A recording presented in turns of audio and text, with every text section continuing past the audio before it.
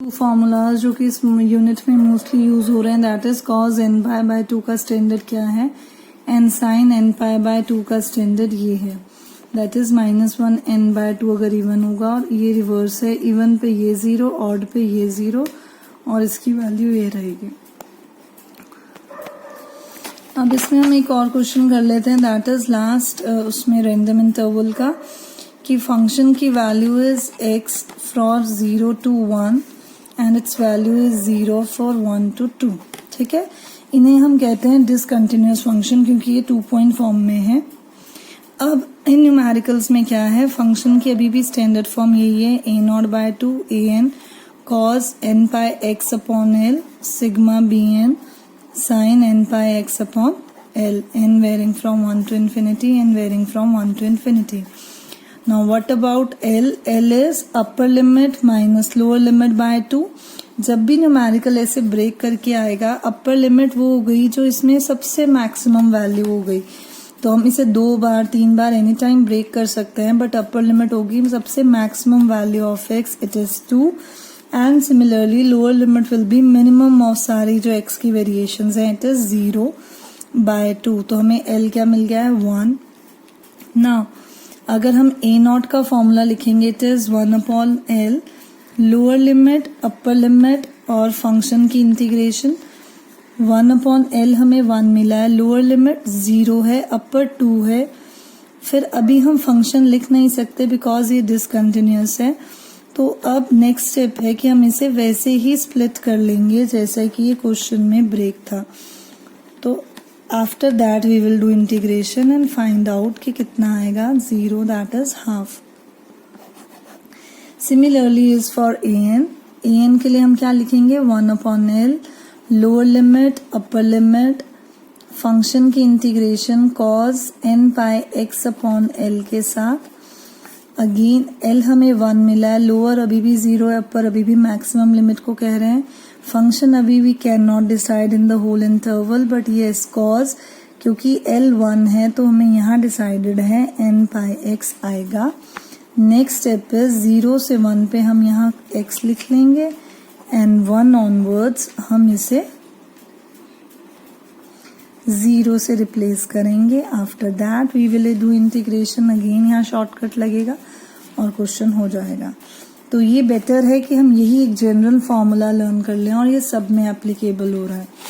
एक और वेरिएशन है, जैसे एक फंक्शन है 1 plus modulus of x in interval this, तो मॉडुलस वाला कभी भी फंक्शन हो ये 0 पे ब्रेक होगा ही, इसकी वैल्यू 1 माइनस x हो जाएगी 0 से पहले, इसकी वैल्यू 1 प्लस हो जाएगी 0 ऑनवर्ड्स। ठीक है, तो न्यूमेरिकल हमें दिया इस इंटरवल में था, दिया तो ऐसे कंबाइंड इंटरवल में था, but due to this modulus ये अपने आप डिसकंटिन्यूअस हो गया। नाउ हमें चाहिए L upper minus lower by 2, it is 3।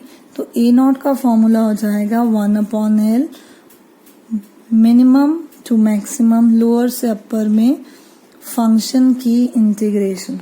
तो बाहर आ गया है 1/3, फिर -3 to 0 फंक्शन की जगह 1 माइनस x यूज होगा, 0 ऑनवर्ड फंक्शन की जगह 1 प्लस x यूज होगा। आफ्टर दैट सिंपल इंटीग्रेशन है, it is x minus x² by 2 with in this interval, it is x plus x² by 2 with in this interval. Solve कर लेंगे, अपर पे दोनों 0 आ रहे हैं, लोअर पे -3 प्लस 9/2 आ रहा है, 3 प्लस 9/2 आ रहा है, तो 18/2 that is 9 and 9/3 it is 3। Lower limit और उसका भी माइनस हो जाएगा, तो 6 प्लस 9 15 और दिस इज 5, तो a0 is 5। Similarly we can find an 1/L then -3 से 0 1 minus x cos n pi x upon L dx plus 0 onwards it is 1 plus x cos n pi x upon 3 dx। तो अब इसमें बार बार 3 रहेगा तो हमें देखना रहेगा, और वी कैन डू सिंपल वही स्टेप्स हैं जैसे इन इंटीग्रेशन में कॉमन कर रहे हैं।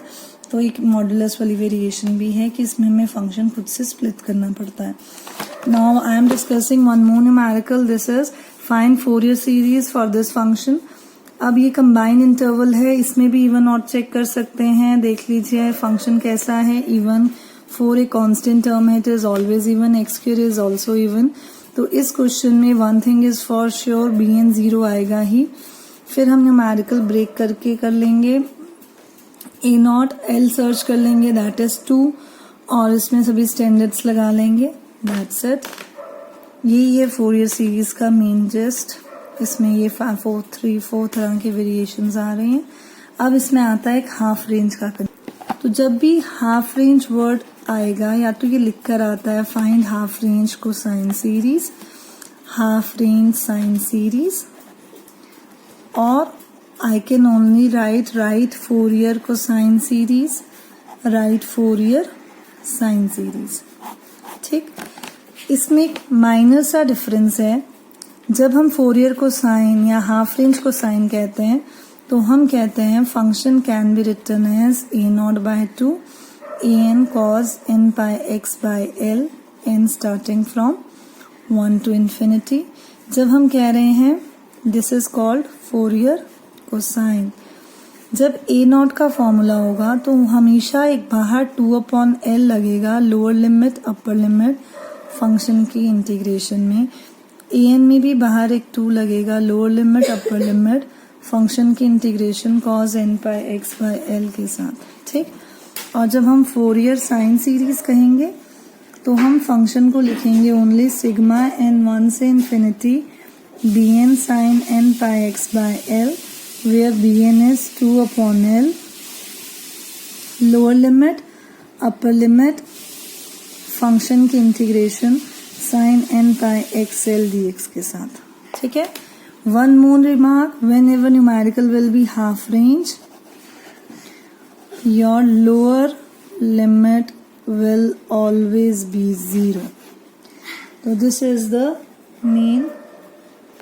तो ये भी एक रिमार्क है जो कि याद रखेंगे हम. हाफ रेंज में हमेशा लोअर लिमिट विल बी 0.